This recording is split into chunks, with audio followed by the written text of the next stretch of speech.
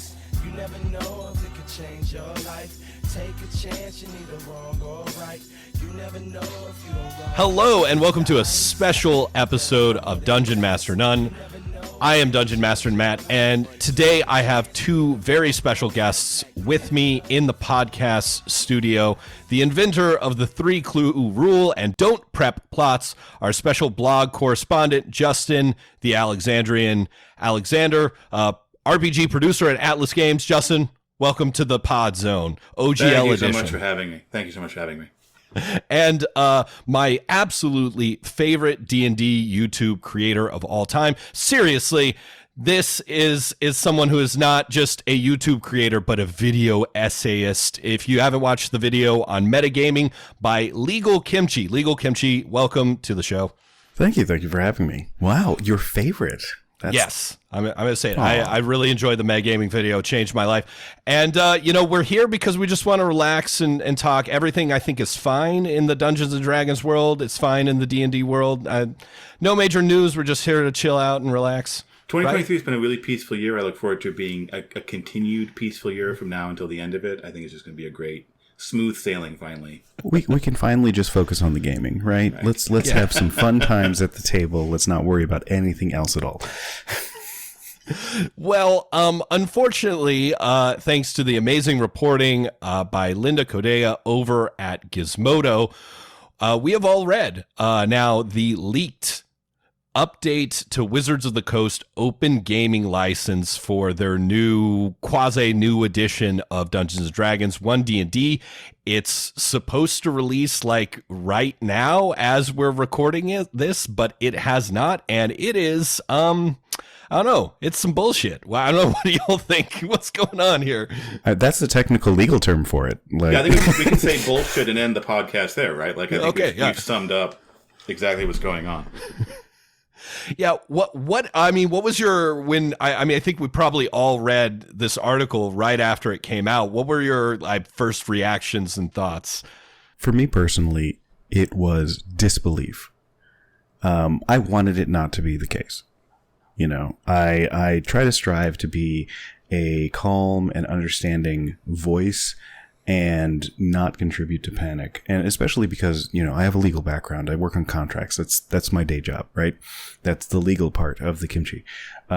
So there are tidbits in there where Linda was talking about like comments in it and things in there. And I was just like, this has to be a rough draft. This can't be the final.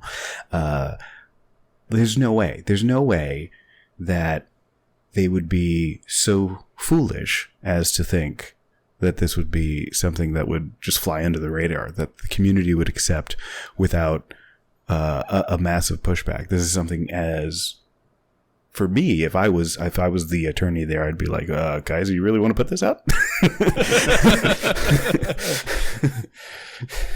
So I was in disbelief. So I initially wanted to think it was fake, that it was not a real leak, that it was just somebody playing a really elaborate prank, and then it just kept going, and it became more and more of a realization that this was not a fabrication.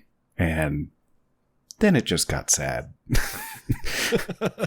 For me, it was like going through the apocryphal stages of grief, and it started like actually a few weeks before Linda did their excellent reporting on this. Because mid-December, there'd been rumors circulating around. Mid-December, WotC issues their press release about the royalties, and I'm like, okay, so clearly we're going to move into like more of a 4th edition GSL, more closed, more we want to have our hand in the till kind of approach to it. I was kind of ready for that, and then like the day before Linda posted their article, there was a couple of leaks that came out that I was like, these can't possibly be true. And I was aided in that by the fact that they were it turned out were just random snippets of text in a random order kind of pasted into an email that made it sound even more amateurish than I think it actually is. So I was still in denial. I was still like, well, this has got to be some sort of weird forgery or fraud, or somebody's being fooled. And then Linda's article came out, and I was like, oh, this is really, really bad. And then we got access to the full text, and I was like, disbelief is the only thing you can really say. It took a while to really sink in that this was actually happening. I guess I think most of our dungeon masters who listen to the show have tried or at least thought about publishing their own adventure or supplement or something at one point or another. And so I think everyone who's listening to the show is vaguely aware of the open gaming license. But like, if you're just a player, maybe you're not like really ever thinking about these things. I guess, what is the thing in this new version, the OGL 1.1, that is just so like egregious that everyone from small creators to like big companies like Paizo and like MCDM and Cobalt Press are just doing, reacting in such a strong way? It's 100% in my mind. It is what appears to be an attempt to create a legal loophole that lets them cancel the previous version of the open license and take it away in a way which is completely antithetical to the entire concept of open content, a complete violation of the trust and assurances of that legal document. And I'm sure LegalKimchi will have a better insight than I do. I am not a lawyer, but to my eyes appears to be just a complete violation of the actual like words of the contract as well. And I think that's the biggest thing people are reacting to, is that it would be one thing if WotC was moving on with 6th edition. We aren't going to do open content anymore. They did that before in 2008 with 4th edition and what they called the game system license, the game system license back then. And so, they've done it before. We will find a way to move forward as an industry past that. But they're instead dropping a tactical nuke that says the entire open community, which has been created over the past 2 decades, we're going to drop a nuclear weapon and try to blow it all up. And not just like move on themselves, but to blow it up for everybody else. We're not going to just take your toys. We're going to melt them down in a nuclear reactor and make sure that no one can touch them for 1 million years.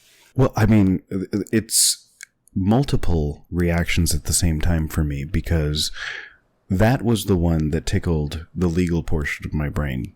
Because when you create an open license like that, which does not have an explicit termination, generally speaking, the old thing is, if you put it out there without the explicit outline of how you can terminate it or revoke it, then it's out there. And courts don't like pulling those back, because they don't like pulling the rug out from under folks. The whole point of the legal system is stability, is to create something that is consistent and something that you can rely on. Now, we can argue about the American legal system and all that sort of stuff, but the intent is that it creates that stability. Okay. And the attempt to revoke a license of this nature is going against the tradition of stability that's supposed to be inputted in the law. So that was chilling and confusing in my legal portion of my brain. One thing, and I'm sure you all may know this, a lot of content creators especially try to supplement what we do by creating materials that you can use in your game. Every single content creator of YouTube or what have you that I know of either is actively working on paper product to provide to Patreon through DriveThruRPG or DM's Guild, or have already done so. Okay. Even I was ruminating, I have this background in the law. I have a background in political science and empirical political theory. I've done videos on that. I'd love to create sort of a campaign context where, you could utilize actual empirical political theory inside of making a game of international intrigue and kingdoms and countries against each other and all that. Sounds dope. And I was in the planning stages, and I was talking to some folks about it and going through what the publishing process is and all that. And then this drops, and I was like, "Can I do this anymore? Wait a minute!" And it's one of those things where YouTube and content creation, especially, like YouTube, is not a moneymaker. Okay, because the D&D community is so niche. It's not like we're bringing in millions of subscribers. I don't know of any D&D YouTuber that's in the 5, 6, 10, 19 million subscribers that you see on some of these, super mainstream YouTubers. A lot of them supplement that through Patreon, and the rewards that we provide our Patreons are going to be, various things: access to the Discord, name in the credits, and because we're D&D people, and this is what we geek out about, supplements for your game. And that's all put in question now. Can we keep providing this? For example, if you'd like to subscribe to the DungeonMasterOfNone.com Patreon, you can get supplements, including our Warlord class, 5 adventures, and a whole bunch of monsters and stuff. For now. Okay, so yeah, this is just blowing up all kinds of things. Well, yeah, I mean, we talked from a publisher standpoint. So Atlas Games, I've been the RPG producer at Atlas Games since 2018, but Atlas Games has been around for about 30 years now. And back in 2000, Atlas Games was actually one of the very first publishers to get on board with the OGL. Oh, right, yeah. The founder of the company, John Nephew, had close working relationships with Ryan Dancy, who was the original architect of the open gaming license and the open gaming movement within Wizards. Atlas Games is one of the companies that Ryan came to and said, hey, we really need some early adopters of the open gaming license to convince people that it's a good idea. And so at that first Gen Con in 2000, when the 3rd edition Player's Handbook dropped and the OGL was coming out, there were 2 adventures that came out that very same day from third-party publishers. And one was 3 Days to Kill by John Tynes, which was published by Atlas, and the other was Death at Freeport, which was by Chris Pramis and was published by Green Ronin Publishing. Great adventure. Have run it at least twice, if memory serves. Those are both favorite adventures of mine. In fact, back then I launched 2 different. My first 2, I was actually in the playtesting for 3rd edition, but my first 2 full campaigns with 3rd edition. One was launched with 3 Days to Kill as the first adventure, and the other one was launched with Death in Freeport as the first adventure. And I think that's part of it. It's a bit of a tangent, but part of this is that this is what third-party content does for D&D, is that it gets people excited about running that third-party content. And then my players buy players' handbooks, and I buy supplements from Wizards of the Coast that support the campaigns that third-party content helps kickstart and sustain and maintain. And that's what gets lost. But so here at Atlas, we've had this long history, the longest history possible with working with the open gaming license. And Atlas and Atlas as a company has suffered some rug pulls from WotC in the past as far as the open gaming license goes. And so there was a real trepidation about getting into the open license again with 5th edition. And we just kind of recently began dipping our toes into that when we ran a Kickstarter for Plangea, which is a Stone Age fantasy setting by David Somerville for 5th edition.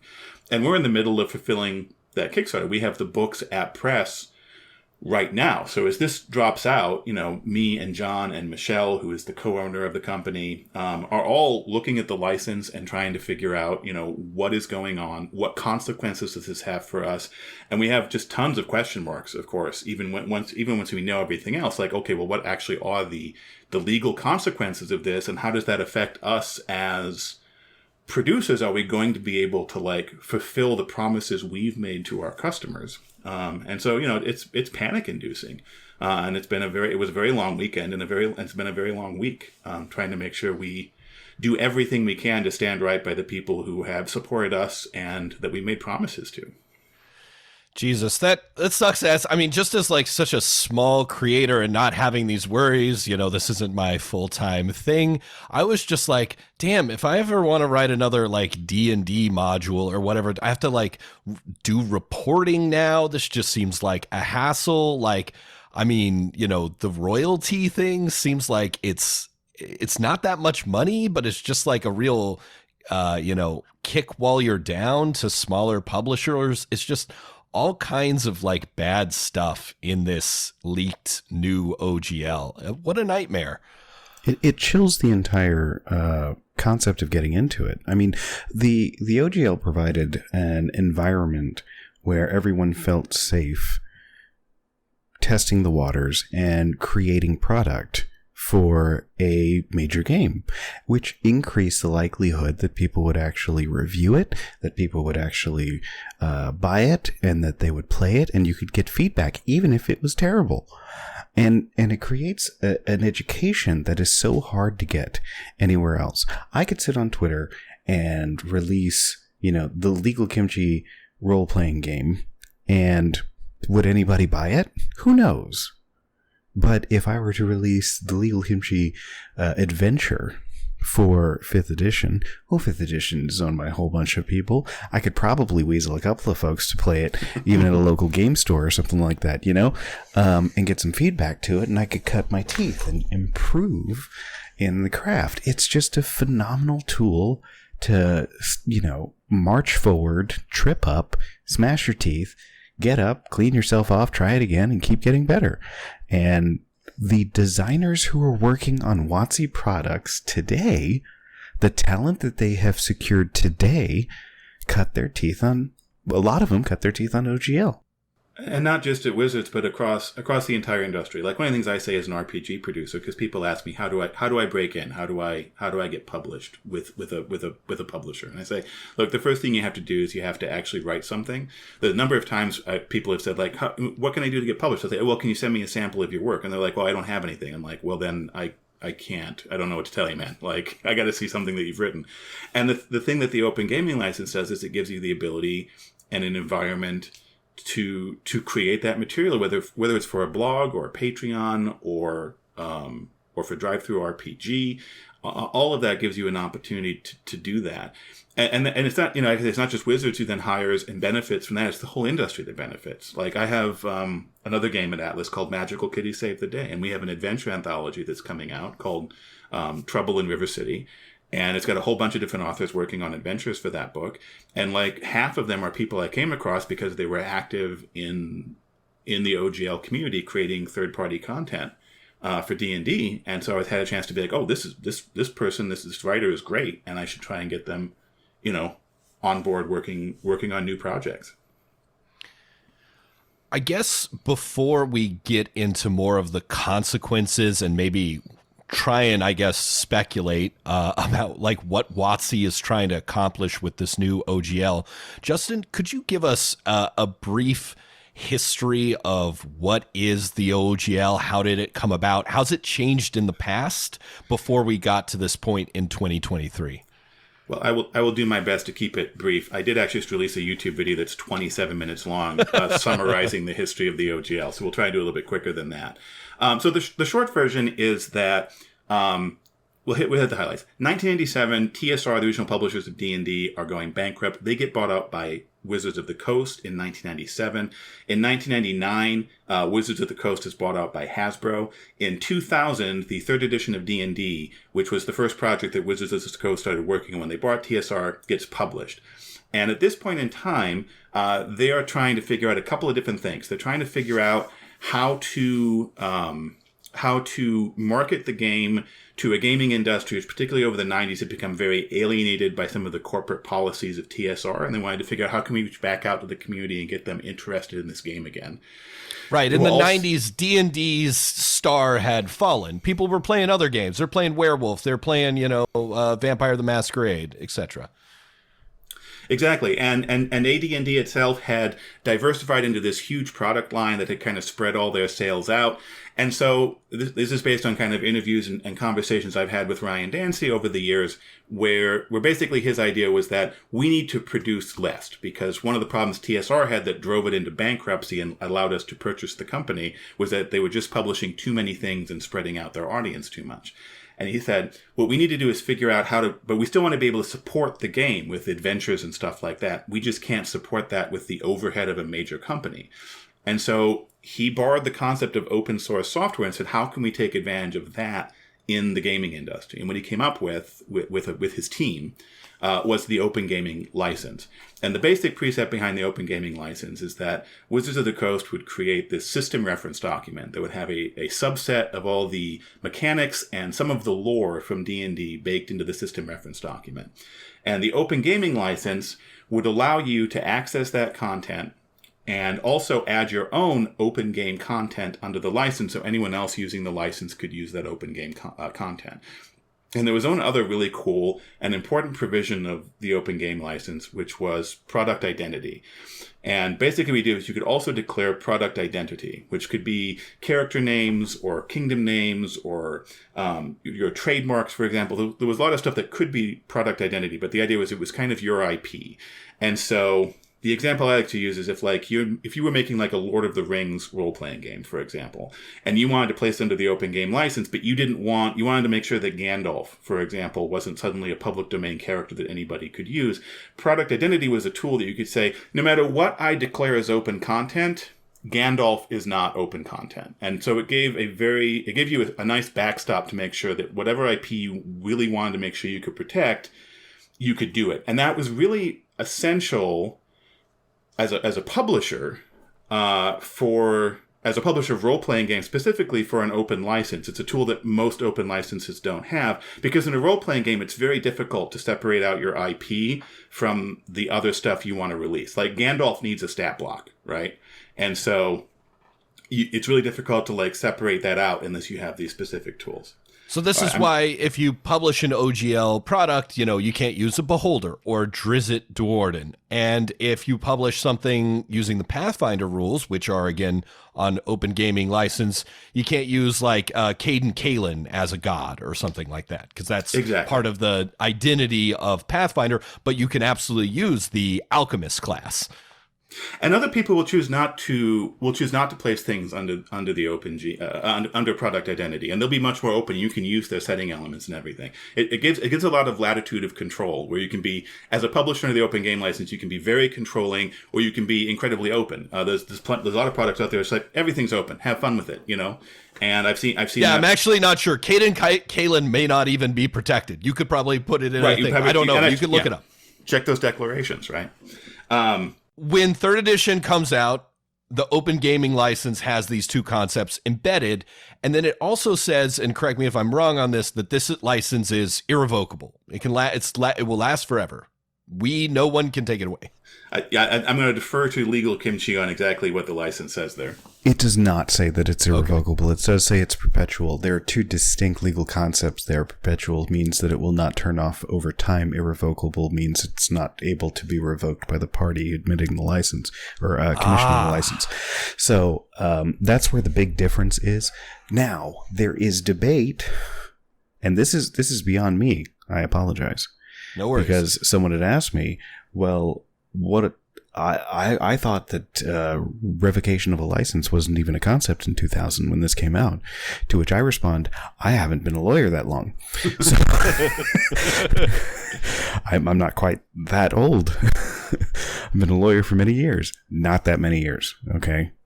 So I can't speak to the state of the law in 2000 as to whether or not irrevocable was considered a necessary term. Okay, because so much of the law is figuring out what is or is not a necessary term because somebody sued about it. So, and somebody apparently at some point made the argument that there is a difference between irrevocable and perpetual. When that argument was made, it was made before 2014. Because that's when I was licensed. So, and so that's where it gets a little tricky. But again, part of case law is, like I mentioned previously, that unless you provide a mechanism of revocation, then it isn't something that can be revoked. You'll notice in the new language, in the 1.1, that it is very explicit in that we can just take this back or change it, which is language that doesn't appear in the first one. The first one states that we may remedy it or revise it, okay? But it will still last. The new one is very much more specific, and looking at the difference in that language, to me, spells the intent. There was actually a couple of things I've seen floating around I'd love to ask you about. One of which is the idea that it's really important to have that irrevocable in there if you don't have any other language about how it can be revoked. And I noticed that the OGL 1.0a has a termination clause that describes certain conditions under which it can be revoked. Is that actually significant, or is that just hearsay that's passing around the internet? It's hard to say because, again, that's based on kind of 2000 language. So I think, see, this is where it gets into some testy waters, because perhaps I should have started by stating this.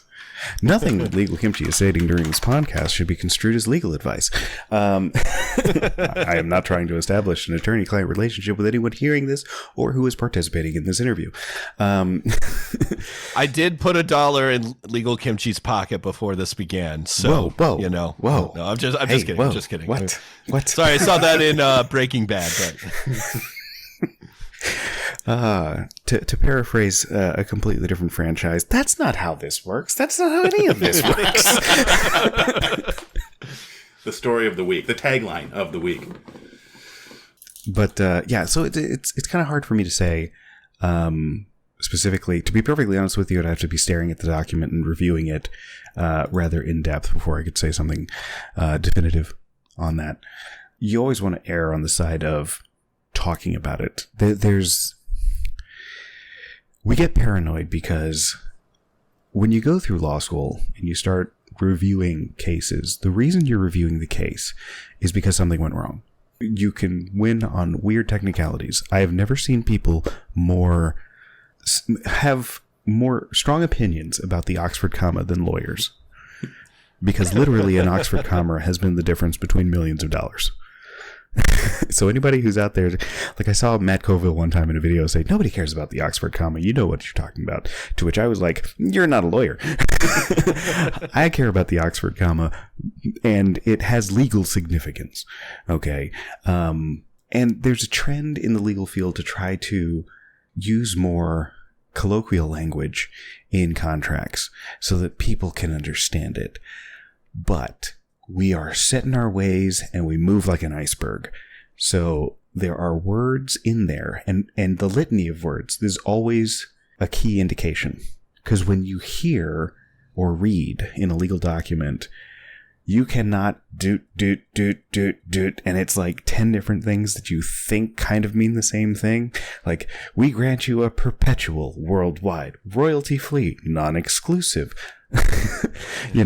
All of those things are because somebody sued at some point about that word. So that's why that paragraph keeps getting bigger and bigger and bigger.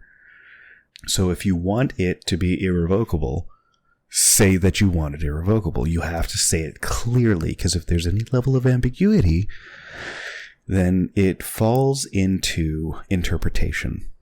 And sometimes that's rolling the dice, because you never know how the court's going to unfold. 1.0 license is perpetual, but it is not irrevocable. It's up in the air for courts to decide whether it can be revoked. It seems like Wizards is coming down today on the side that it can be revoked. I want to actually address something you said right there real quick. Oh, yeah, sure. Which is another question for Legal Kimchi about this revocability thing and the claim that Hasbro is seeking to revoke the license.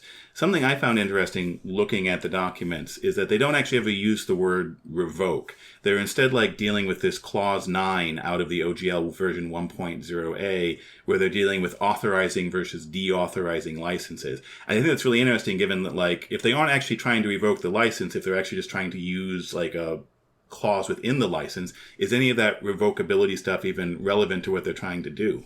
Yeah, and I noticed that as well, because they're phrasing it under basically an update, a revision, okay? And the revision creates a new version, and the version is authorized, and the previous version is not authorized.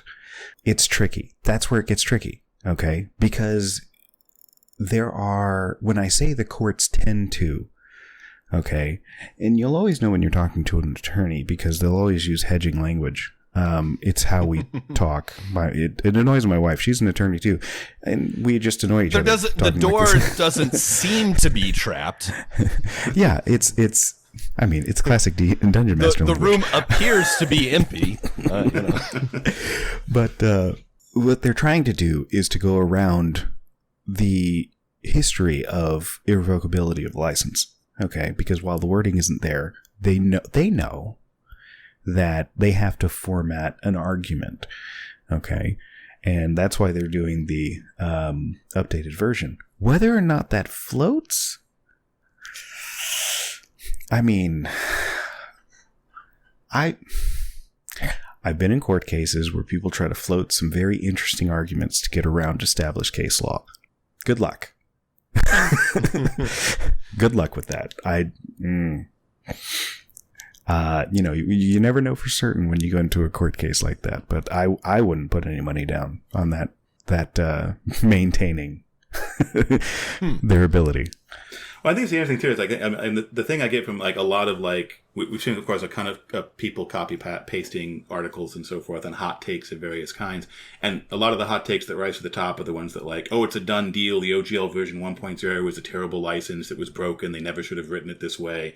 And I think the biggest takeaway I've gotten more than anything else is that that's not really true. Like, we aren't really sure what any of the answers are here, and it's not as simple as some people want to make it. Yeah, and it never is. Okay. And like what people don't seem to understand about the legal profession, and I tweeted about this when this all happened, and some people misconstrued it because I tweeted, you have to be really careful with anyone making a statement about the validity of the license, the quality of the old license, whether or not it's revocable, whether or not the new one's going to hold up.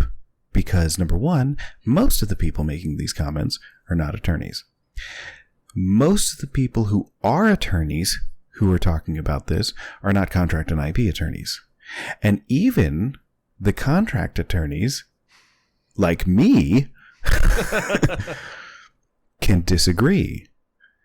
I have been in conversations, I've been in negotiations with other contract attorneys. We're talking companies with well-paid folks, with really fancy educations, talking about an exact same legal doctrine and coming with wildly different conclusions.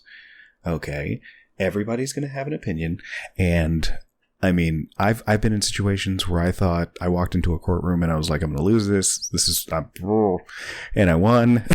And I've been in situations where I thought it was a slam dunk, and I'm scratching my head as I'm walking out of the courtroom. Is like, what just happened? Where am I?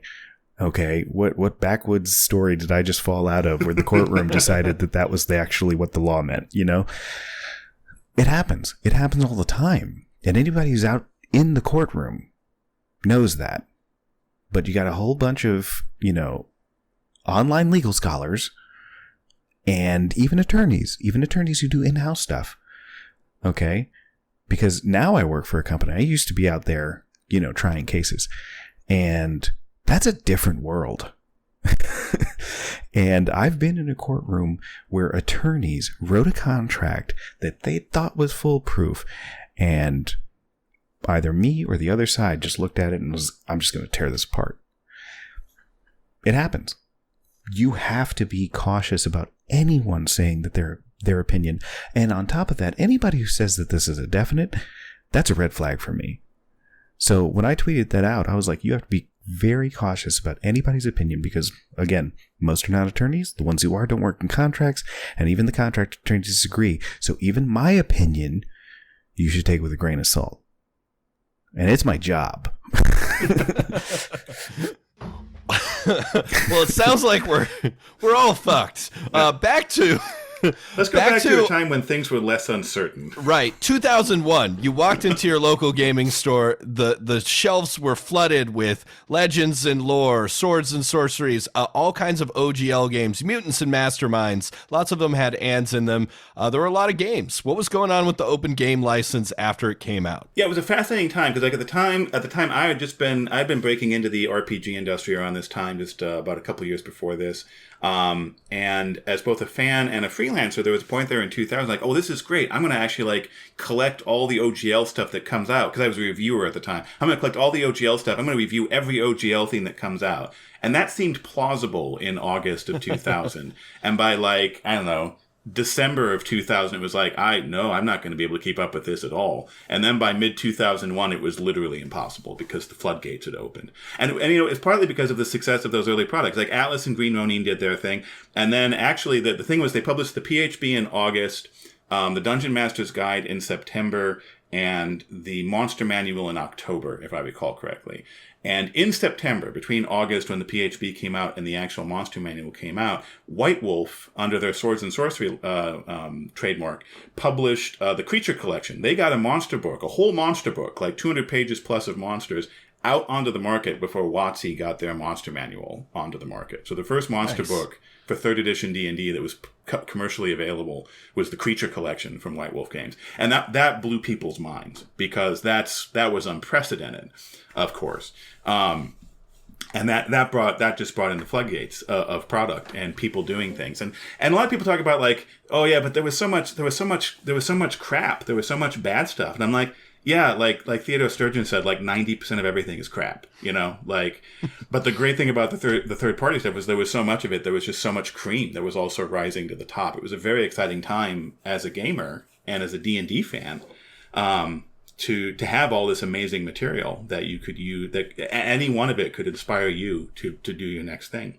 And so that was all kind of humming along really well. But then like the Creature Collection is actually a bit of a canary in the coal mine, because the other thing that was happening was that Wizards of the Coast's intention had been to like pull back and focus on these evergreen products and let the third parties kind of like do their thing. But there was a couple of problems with that evergreen strategy. First, it didn't pan out. The evergreen books like the Epic Level Handbook and the Psionics Handbook didn't sell that well, or as well as they were hoping. And so they were actually relying more on the supplements that they wanted to do. But Wizards of the Coast was still publishing softcover black and white supplements.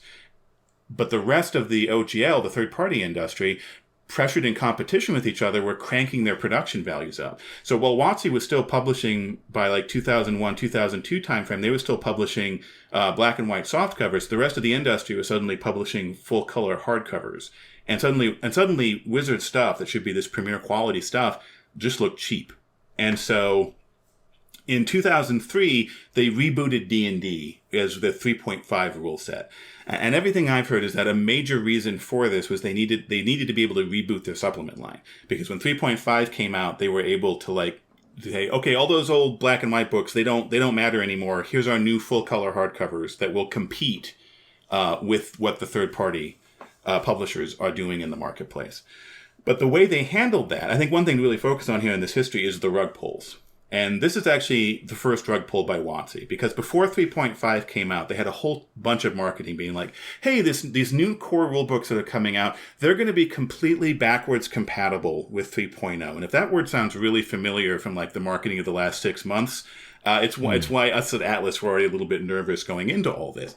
It's going to be completely backwards compatible. Keep buying our stuff. Keep buying other people's stuff, because it's going to be completely compatible with the new edition. Because we want you to keep buying the books we have in the production pipeline, right? But as soon as 3.5 came out, marketing gets flipped. And suddenly it's, 3.0, that's the old crap. Anything that's compatible with 3.0 is completely useless. Don't buy our old books, buy the new ones. But that floods out into the third party as well. And so what they're telling people is all these books that the third party publishers who WotC had told, no, it's all going to be backwards compatible. It's going to be fine. Keep producing your books.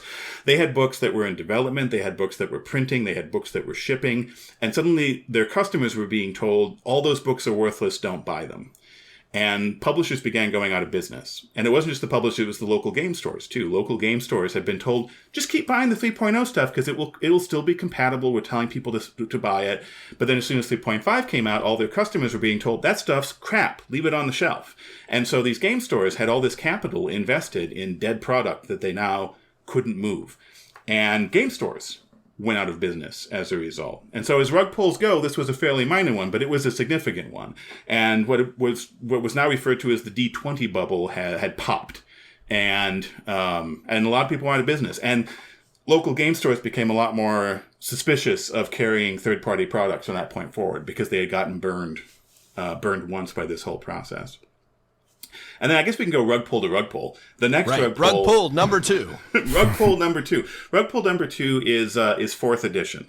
And I guess the short history here is that leadership changes at Hasbro basically passed down dictates to the whole company, not just Wizards of the Coast, but the whole company, that there were going to be 2 types of brands. There were going to be core brands that made $50 million or more, and there were going to be non-core brands that made less than $50 million. And core brands would get investments of marketing and budget and everything else, and non-core brands wouldn't. And in fact, some of those non-core brands would basically be mothballed, and maybe they'd come back later for a nostalgia push later and see if maybe they could succeed later. The problem was D&D wasn't a $50 million brand. It was like a $30 million brand at the time. And so what the D&D team at Wizards of the Coast was looking at was like, well, we're all going to be fired. D&D might actually go out of print. They might mothball it and like be like, we'll let it lay for a bit. Let the video games do their thing. We'll bring it back later.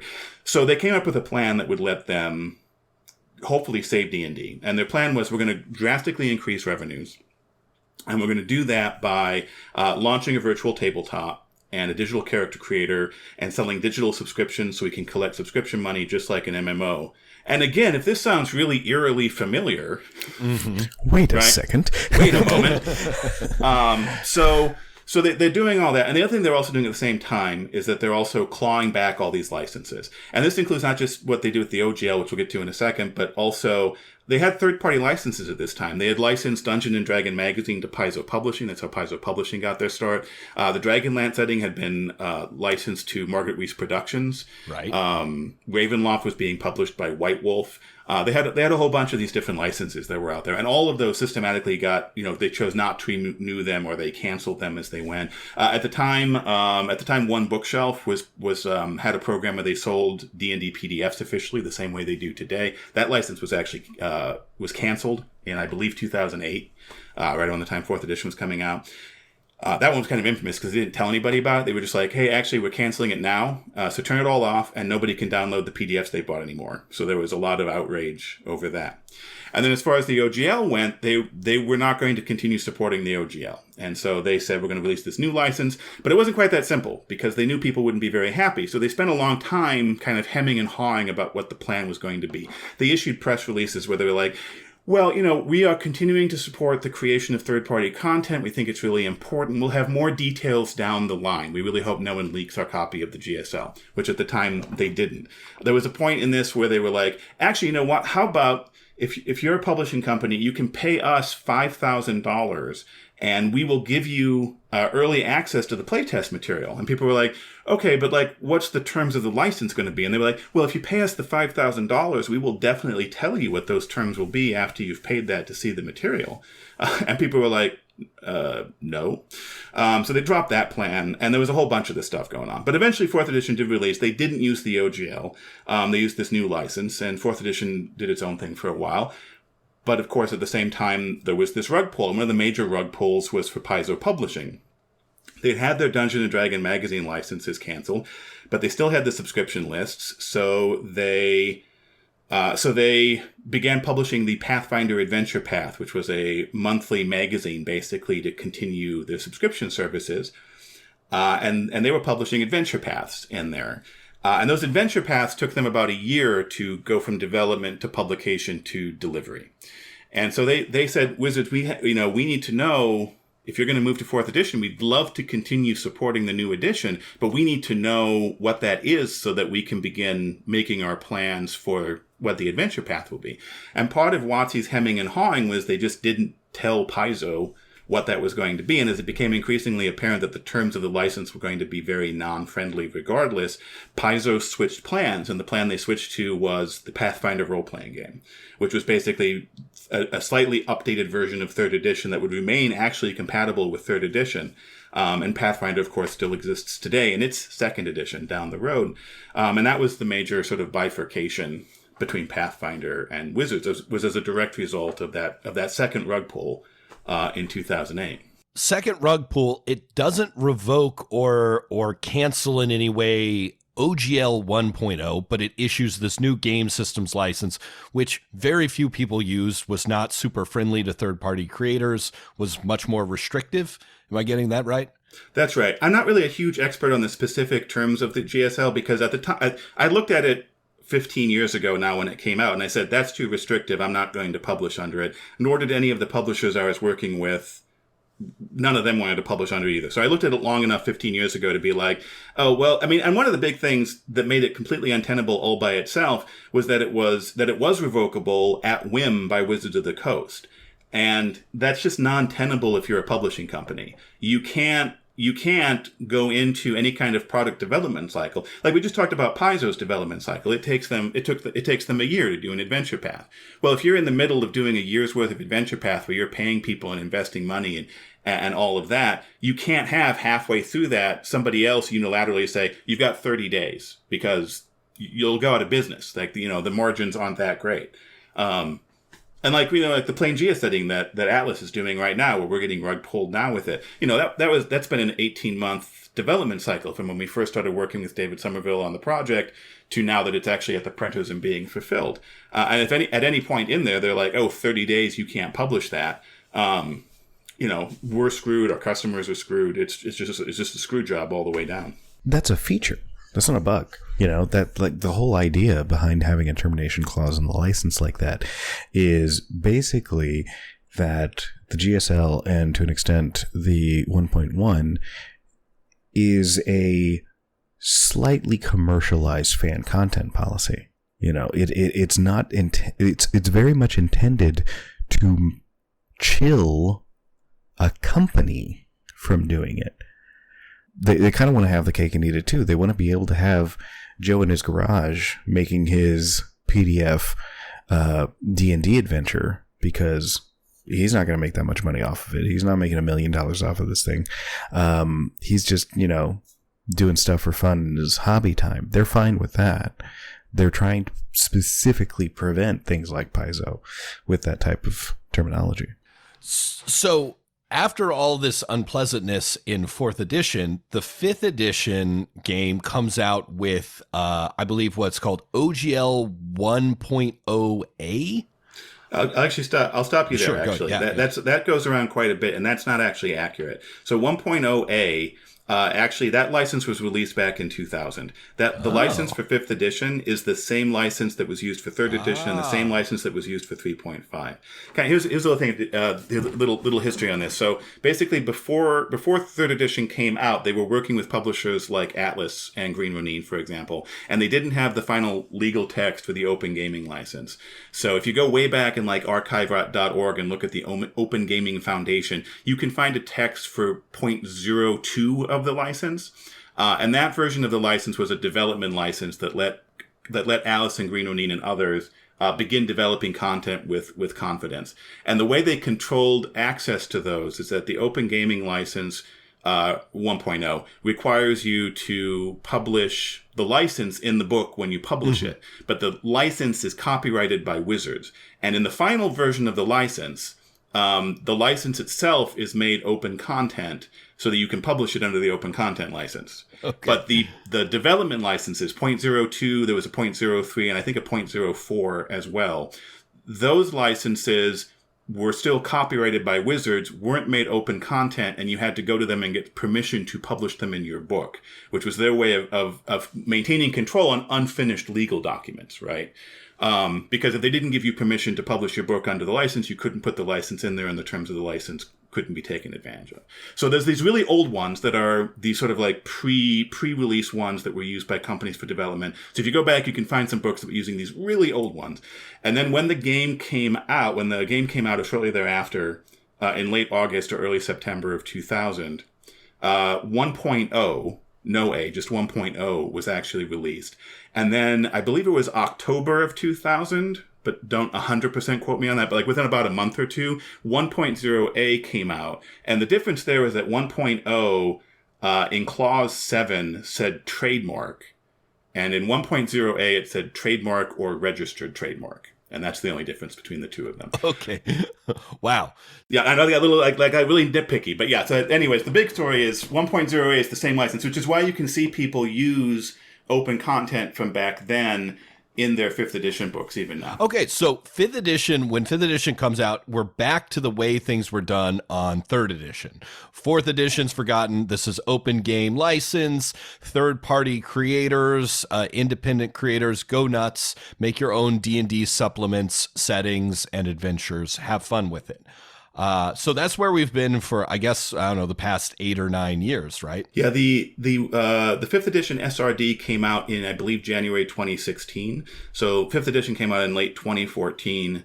At the time, they were saying it would be released in 2015, but I'm pretty sure the SRD didn't actually come out till January 2016. So we've been under the new regime for pretty much almost exactly 7 years now. And so I guess we're back to today, where we've been, hearing now for the past 4 or 5 months about 1 D&D And, there have been these rumors about the license and that it might change. And until Linda's reporting, we didn't really know whether those were true or not. And, now we do. Now we've all read this leaked version.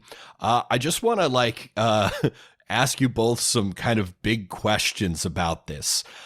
If we had to speculate, why? Just why? Why make this change to a system that seems to be working? Like D&D is so popular, it's so profitable. Why are they reversing course? To me, this is an indication of regime change and people who are coming from a different world. Because you have a new executive team coming in from, Amazon, Microsoft? I think both is the case. Different people are from... Yeah, different people from different areas. And they're trying to engage in modern monetization techniques that have worked in SaaS or software as a service operations or other technology-driven operations that they want to translate into a pen and paper game. Now, how do you do that? You transition it into a software as a service. What is one D&D with this virtual tabletop, the purchase of D&D Beyond, but a transition from a paper and pencil game and product to a software as a service? And the software as a service model is something that is a known cash cow in any industry that's been implemented in. Okay? You look at microtransactions in video games. You look at business-to-business transactions. Most people don't understand the business-to-business transactions that happen between companies, but a lot of it is just cloud-based computing that happens over Amazon's web services or the Azure cloud or the Google cloud. This is what I deal with in my day job, so this is something that I'm very keenly aware of. And as a person who works on SaaS technology contracts and things like that, it reads to me like they're doing that. And what they don't seem to get is that's not how any of this works in this particular field. Have you ever played a role-playing game before, sir? And so, even something where it's a computer role-playing game, something like World of Warcraft, or things of that nature, it does not operate in the same manner as a pen and paper game service. Okay? But it's not something that's unique to Wizards of the Coast either. You see other companies trying to transition a little bit into that, dip their toes into it. You see Games Workshop with a streaming service. Yeah. What is a tabletop miniatures game doing creating a streaming service? They're trying to tap into, Netflix and all of these other companies. SaaS is the wave of the future. SaaS is how businesses make money. And they're trying to shoehorn in SaaS product into a incompatible industry. This makes sense if you have that mentality of this is how we made tons of money at Microsoft. This is how we made tons of money at Amazon. All we have to do is digitize this pen and paper product. Let's get it into the future. Let's make it now. Let's make it part of today and tomorrow. You can almost hear the corporate lingo and buzzwords when I see products being announced of this nature, and they see other people making money by doing little bits of it, without understanding that it's probably not as profitable as they think, and that it's helping them as opposed to hurting them that other people are doing this. Okay. And so I think it's that, it's trying to learn a new language and not getting the idioms, Because if I say to somebody who's learning English, don't look a gift horse in the mouth, they have no idea what I'm talking about and don't get the context of the phrase because they're not a native fluent speaker. If you bring somebody in from another industry like that, they could, they could be a disruptor. Let's use those buzzwords again. They could disrupt the industry, or they could fall flat on their face because they have no idea what they're doing. And I think this is one of the latter. I've worked in huge companies. I've worked in companies that are larger than the tabletop industry. Okay? I've worked in companies that make much more money than the entire tabletop industry. What industry could that possibly be? I don't... Every other industry. Okay, all right. You've got us. You've got us. Okay? And I was just put, on one hand, we give some of these corporations too much credit. We think of these things, oh, they're playing like 4D chess. No, they're not. They're trying to make money, and they're doing what they know, okay? And if you give them a hammer, they're going to try to hammer it, regardless. It's the classic to hammer everything as a nail. That's what this is in a corporate scale. Well, I mean, there's it's the two paradigms, right? Like, and if talking about open gaming specifically, you can view it through two lenses. And the lens in which it was created, the Ryan Dancey lens, the lens that I'm completely on board with because Ryan Dancey turned me into a convert like 20 years ago, is that like what you're doing is you have this mass, this mass of third-party creators who are creating far more content than you ever could and addressing incredibly specific niches of content that a company like Wizards could never actually do because, the margins of what they're doing there sometimes just is like, it's not even profitable at all. It's just a hobbyist doing it for you.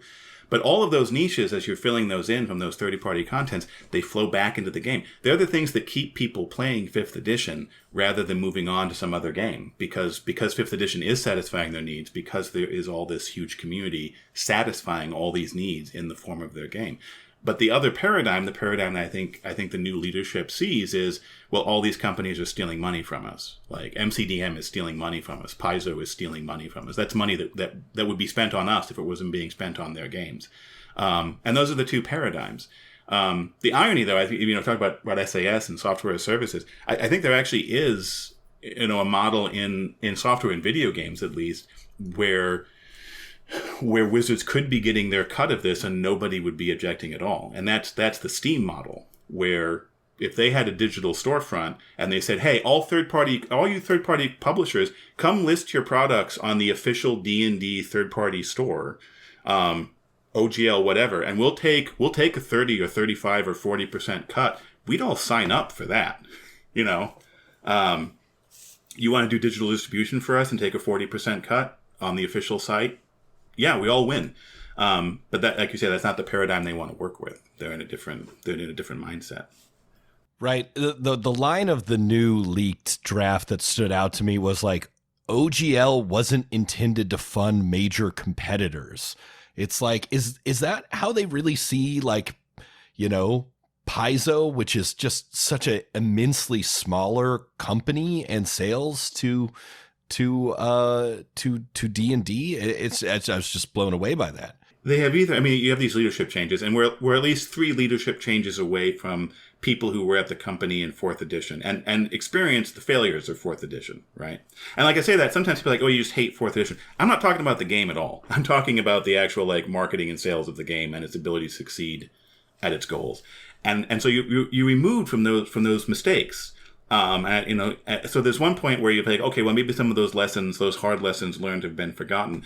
But I think on the other hand, I think there is also a degree to which they look back at 4th edition and some of the things that happened around 4th edition's launch, and they think, well, we can get away with that if we just do it better.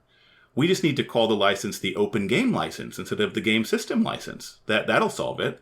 And we need to we'll wait until, this is me being pessimistic in my cynicism for projection now. But, our mistake last time was canceling all the third-party licenses before the new edition came out. We'll wait until after the new edition comes out. We'll wait 6 months or a year, and then we won't renew the DM's Guild license. We won't renew the other VTT licenses, because by that point, we'll have already gotten people transitioned into the new edition. And so I think this leak is probably like their worst nightmare in some respects.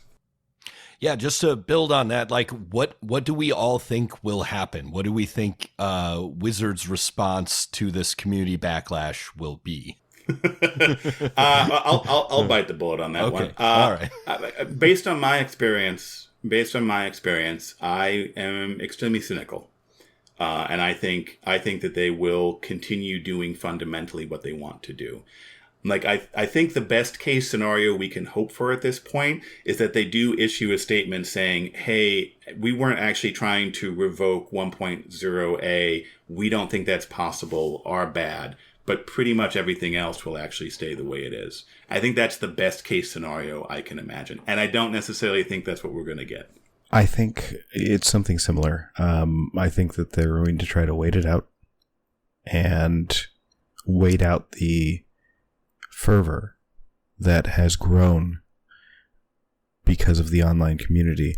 The online community is only a fraction of the D&D community. Yeah, we say this all the time. D&D Twitter is right.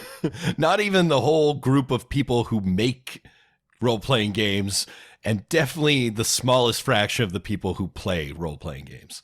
The weird, unique thing about D&D Twitter, though, is that you're much more likely, in my opinion, to be a dungeon master in D&D Twitter because you are that sort of alpha gamer. You're the overly enthusiastic person in your group if you're engaging in D&D Twitter. I mean, I'm a forever GM, and every single person I know in D&D Twitter is a forever GM, and because we're the ones who want to put in that extra effort to make worlds, and we're the ones who shop for these products. We're the ones who are looking for the third-party products and these little supplements and this, that, and the other thing. So we aren't the juggernaut of the entire industry, but a lot of us are the people who spend an inordinate amount of our spare change on this stuff.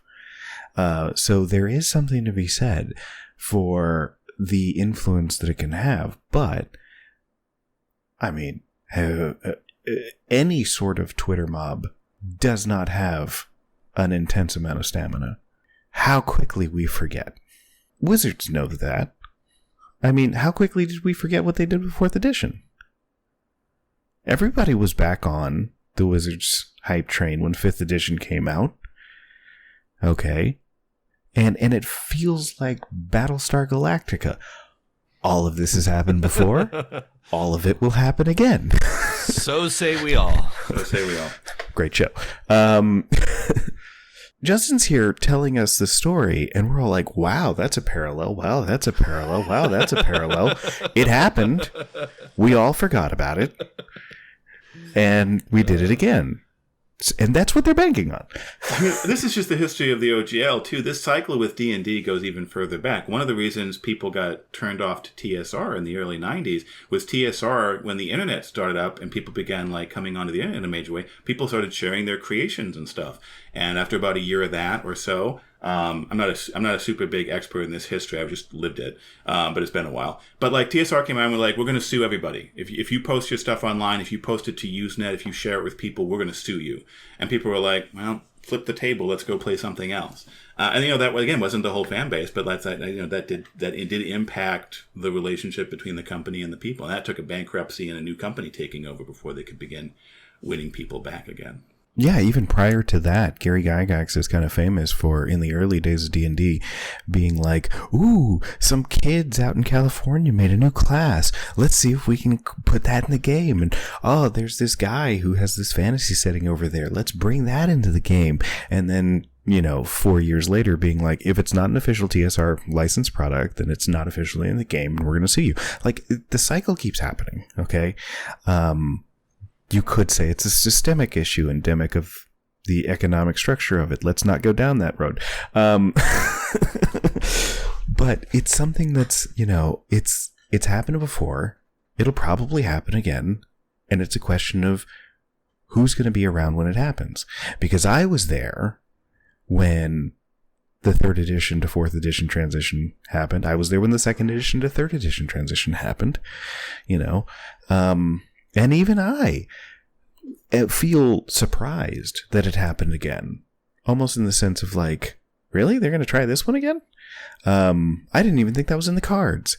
So, well, the new edition's fascinating because the people who announced and said we're going to do this new edition in 2024, the people who actually initiated that project in terms of leadership, not the designers, but in terms of leadership, they're actually gone. And so I think, this is me reading from the outside. I don't have any privileged inside knowledge of this. But from the outside, it seemed like the idea was, we're going to make a game. We're just going to lightly update the new rule books as a celebration of the 50th anniversary of the game. But that project got created. It got a budget inside the company, and then new leadership came in. And so, like, when that kind of thing happens in a company,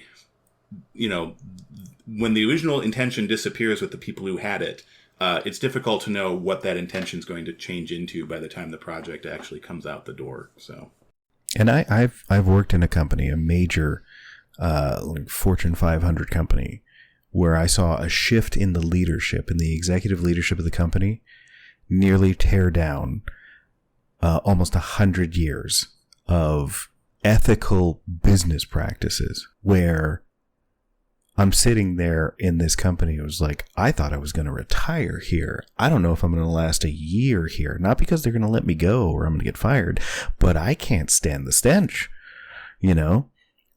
I've seen it happen. It happens to established, reputable companies that people trust all the time outside of the tabletop industry.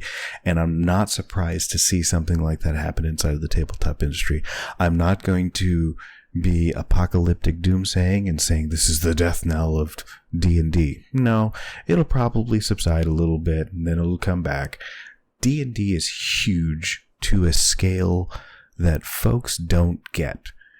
Okay? If you take the next biggest publisher, put them next to D&D, it's kind of like putting the American military against any other country. It's hilariously outgunned, right? Even if you put them all together, they wouldn't equal. They might be annoying, but it's not the same. So it is and it isn't the industry. You know what I mean? It is, but it isn't. And, there's a reality business-wise that we have to understand about it. I don't think it's going anywhere, but it's an ebb and flow. What do you all think this is going to mean? And I know we've got to move to our closing thoughts here for like third-party publishers of various levels, for like bigger, products like Pathfinder or Dungeon World, or bigger companies like Cobalt Press or Atlas Games, down to like, small folks who just, okay, I make this one thing. I raised $20,000 on Kickstarter, or I just did this on my own time. Like, what do you think is the effect going to be on the kind of range of third-party D&D creators? Well, I guess speaking from inside the industry, I think you make a good point, which is that third-party creators are a lot of different things. And so to start with something I have first-hand knowledge of, with Atlas Games. So Atlas Games has published for a long time third-party content for D&D under the various licenses. But that is not all we do. We have a whole bunch of other role-playing games that we do. Magical Kitty Save the Day, Unknown Armies, Feng Shui, Ars Magica, Over the Edge. So we have always been a company that is diversified, not just in the role-playing industry, we also have a ton of board games and card games, like Bloom, for example. And so part of this also depends on what actually is the outcome of this. If WotC backs off and the OGL 1.0a continues in effect in some sense, or if like hallelujahs have sung from heaven and they're like, actually, you know what? We're gonna publish under 1.08. Forget the whole thing. Sorry.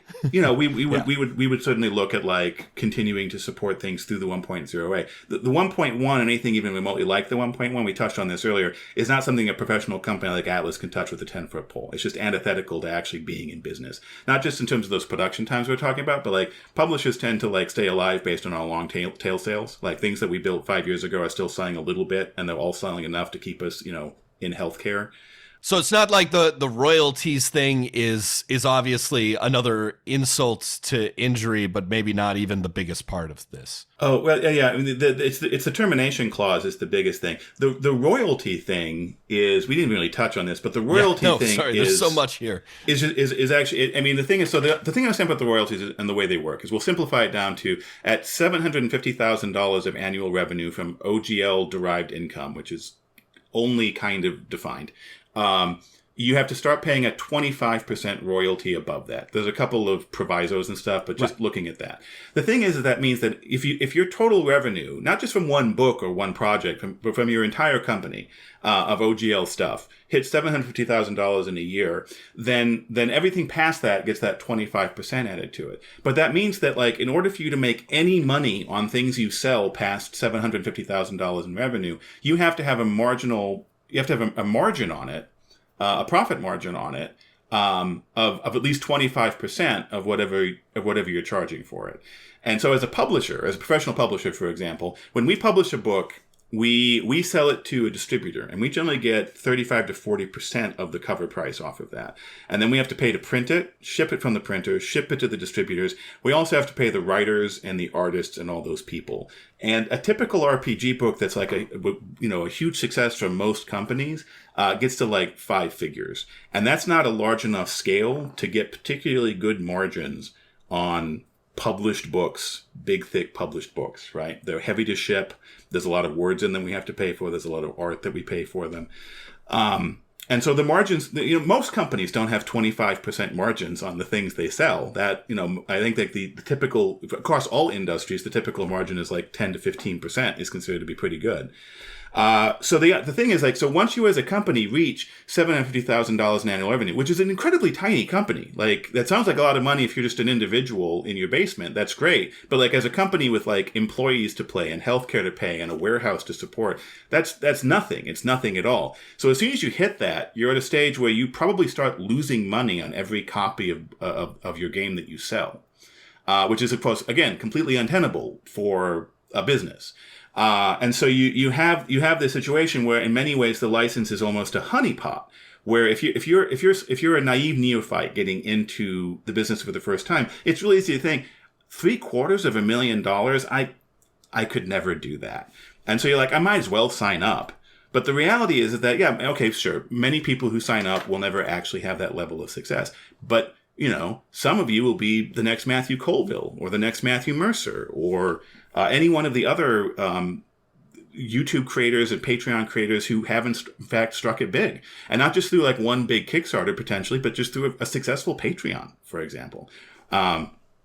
And those are the people that the license is designed to lure them in, get them committed to the license because there's no way out. And then where do you go from that? You either get shut down because WotC doesn't want to deal with you, or you're forced to sign some kind of additional license with WotC on their terms, whatever they decide to dictate, because you don't have another option. Because at that point, you're far enough in. What are you going to do? So it's a very ugly license for any kind of actual professional business, and one that I don't think we've actually said this. I am not a lawyer. None of us are your lawyer. None of us can give you legal advice. But my professional advice is that no one should sign this license. Like, there's no one this license is a good deal for. So, like, Atlas Games will never publish anything under the 1.1 as it currently exists. It would have to be radically revised to be a license that makes any kind of professional sense. Sorry, I haven't had time to even digest this, but I saw that other third-party publishers have already announced that, yes, we're not going to do this. We're making our own system. Several major companies have already announced this, like, today, so... I've seen MCDM say that. I've seen Cobalt Press has said that. I know that Paizo Publishing, just before we started recording this, had gone live with an announcement that they're going to be investigating an alternative open license of some kind that people can sign up for. I saw that Chaosium had actually just issued a press release saying that they're going to be joining in on whatever open license Paizo's open license initiative comes up with. My guess, this is based again on nothing, but my guess is you'll probably see MCDM and Cobalt Press also sign up with that open license. I don't think that means these systems are going to unify in any way. I'm talking about just the legal license. You're seeing a bunch of different systems rise up, and you're also seeing, I think, what will probably end up being a separate license structure as well that people feel more secure in. It's actually larger than that. And yeah, this just happened right beforehand with Paizo's announcement. But Chaosium, Cobalt Press, Green Ronin, Legendary Games, Rogue Genius Games are already on board with Paizo on this Orc license.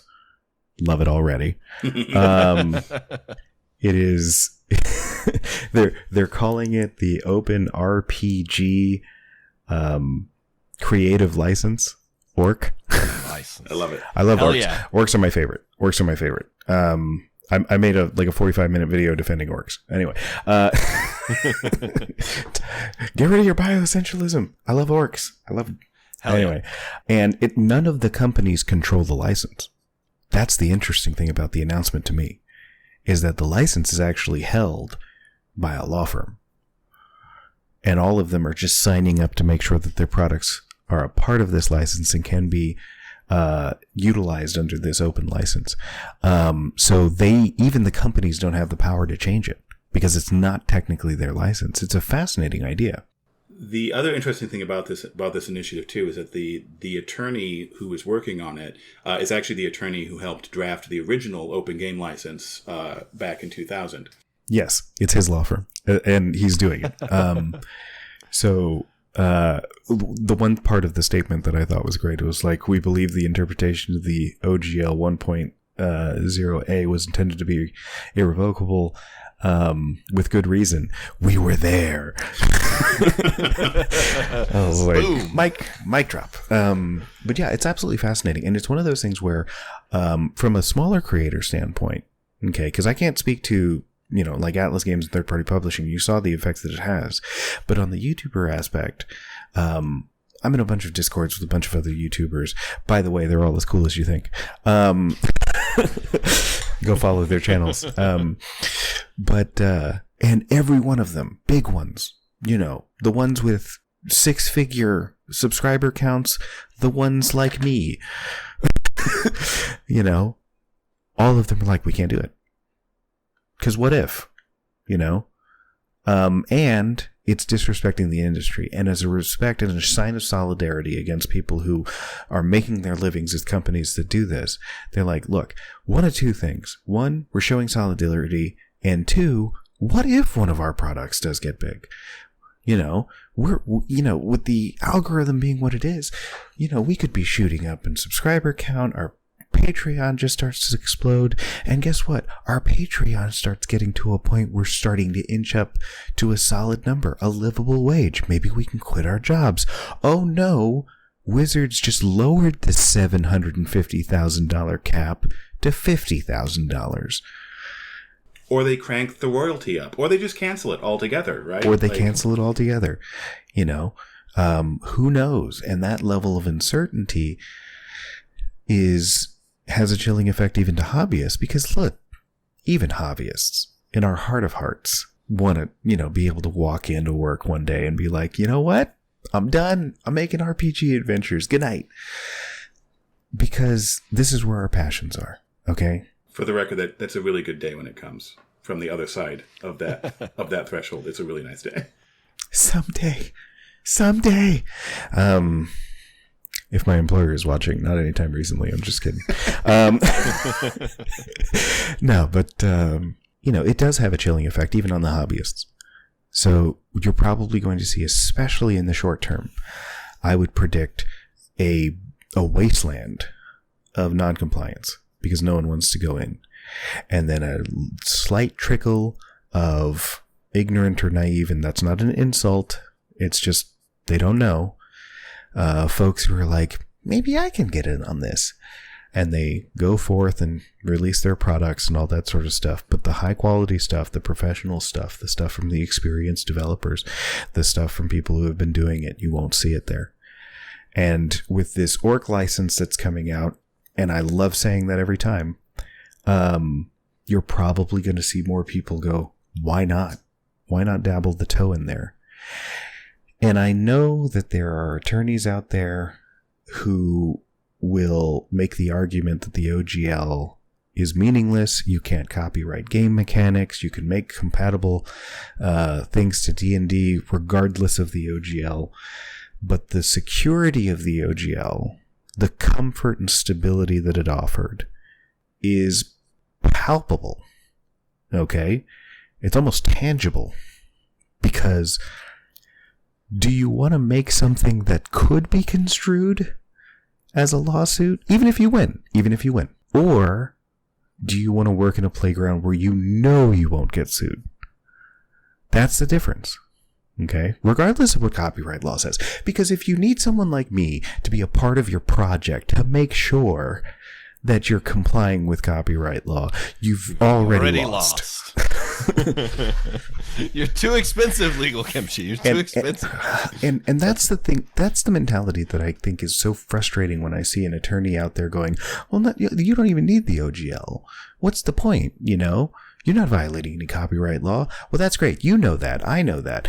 They don't know that. Well, it's overly simplistic too, because yes, there is stuff in the SRD that is a pure game mechanic that yes, sure, you could get away with copyright, but to pretend, I mean, this goes back to something you talked about too, and certainly your expertise is better than mine. But to pretend that the issues of what exactly copyright law is around role playing games is some fully settled thing that you can make definitive pronouncements about is a delusion, because it's not. It's never been tested in court. And there's a lot of things unique to role-playing games that raises legitimate copyright questions that nobody actually knows the answer to. Exactly. And even if you believe that nothing in the WotC SRD is copyrightable, which I don't think is true, the thing about the OGL is it creates an entire ecosystem of content that is shared by everybody. And so there's tons of content in that ecosystem, which is definitely not something you can use without copyright. And that's part of why the nuclear bomb of we're going to just turn it all off is so heartbreaking, is that it doesn't just affect WotC's SRD. It affects 23 years of thousands of creators contributing to a Creative Commons that we all share in, both as creators and as audience members benefiting from that. And WotC wants to burn that Creative Commons to the ground. And although were the ones who started that Creative Commons, and although you can argue that they provide great value by the existence of D&D to that commons is not theirs. There's a lot of copyright material dwarfing anything Wizards has ever produced in terms of quantity that has been created by other people and donated to that Creative Commons that does not belong to Wizards and will not belong to Wizards no matter what action they take. And that's the thing that makes me furious is that act of vandalism on the industry that they're trying to push. So I guess we can kind of end, at least my final thought is one that is kind of positive, because as you both said, there's like incredible solidarity among people who make role-playing games and the people who enjoy those creators' work. Lots of people, like you said, are signing on to these new licensing ideas. There are a ton of people canceling their D&D Beyond subscription to send a message to WotC that they don't like this. So, you know, I'm not saying this, well, what if this is actually good for RPGs? But, you know, this is actually, you know, it could be, there could be some positives here. And I know at least one of them is solidarity among people who try and do this for a living or for fun. And that's great to see. You'll love to see it. I think that D&D Beyond thing is really important to call attention to as well. Linda Codega had some reporting today, and the reporting is really great and has been very reliable throughout. They're saying that they have sources inside WotC that are telling them what they're watching are the D&D Beyond numbers. And so if you're as outraged, or even half as outraged as I am, and you feel comfortable like wanting to send a message to WotC, it seems like the best way to do that right now is D&D Beyond. And that actually is something that's true now that was not true in 2008 with the last rug pull, is that in 2008, Wizards of the Coast did not have any mechanism where they could immediately see a hit on their revenue as a result of the actions they were taking, and that's no longer true. Like, if they're able to see those D&D Beyond cancellations in real time, and so they're able to see immediately. They don't have to wait 6 months and release the GSL and release 4th edition, then be like, oh, we made a mistake.